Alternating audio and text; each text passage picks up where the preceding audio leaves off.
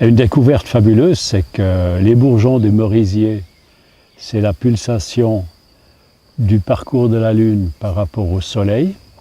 Lorsque la Lune passe devant le Soleil, on a une certaine forme, et lorsque la Lune repasse à l'opposé, donc conjonction ou opposition, on a aussi de nouveau un maximum. Et lorsque la Lune est à angle droit, on a un minimum. C'est-à-dire pour les marées, c'est le moment où les marées sont les plus faibles. C'est où le bourgeon se referme. Et lorsque les marées sont plus fortes, les bourgeons s'ouvrent à nouveau. Ça, c'était pour le merisier, le cerisier sauvage, en fonction de la Lune et du Soleil. Et la grande découverte, c'est pour ça que je parle de ça ici devant ce chêne, sous ce chêne, c'est qu'il a découvert que lorsque le bourgeon du chêne pulse en fonction de la Lune, c'est plus en fonction de la Lune, alignement Soleil ou opposition Soleil, c'est en fonction de la Lune, alignement à une planète particulière, et on peut deviner quelle planète. Est-ce que c'est Mercure? Non. Vénus? Non. La Lune ou le Soleil? Non. La Lune, oui, elle est en jeu, mais c'est la planète suivante, c'est la planète Mars. Et c'est une chose incroyable, c'est que ici, il y a une certaine humidité qui règne un certain temps de l'année, et ça permet à ces mousses de se développer. Et sachant ça, on peut comprendre qu'au Japon, la mousse est un végétal sacré.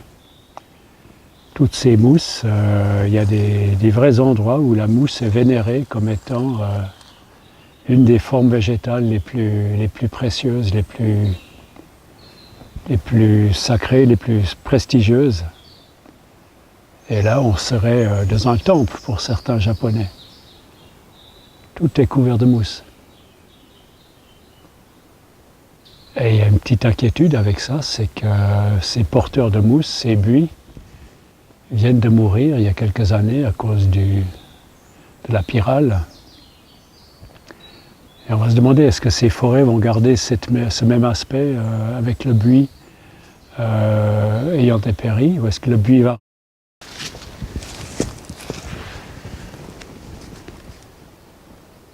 Voilà, c'est de nouveau une démonstration de la puissance du végétal qui est capable de s'installer dans le minéral qu'il a en fait formé déjà très anciennement. Et là, cette fissure lui permet de déposer une graine, cette graine de se développer dans un peu d'humus. Et ces racines sont en train d'être alimentées par tout ce que la couronne fournit. Et quelque part, elles ont accès à de l'eau. Ici, dans le sous-sol, peut-être les pluies y amènent une partie de l'eau nécessaire. Et même lorsque la matière se décompose dans le sol, ça redégage de l'eau qui est disponible pour les racines.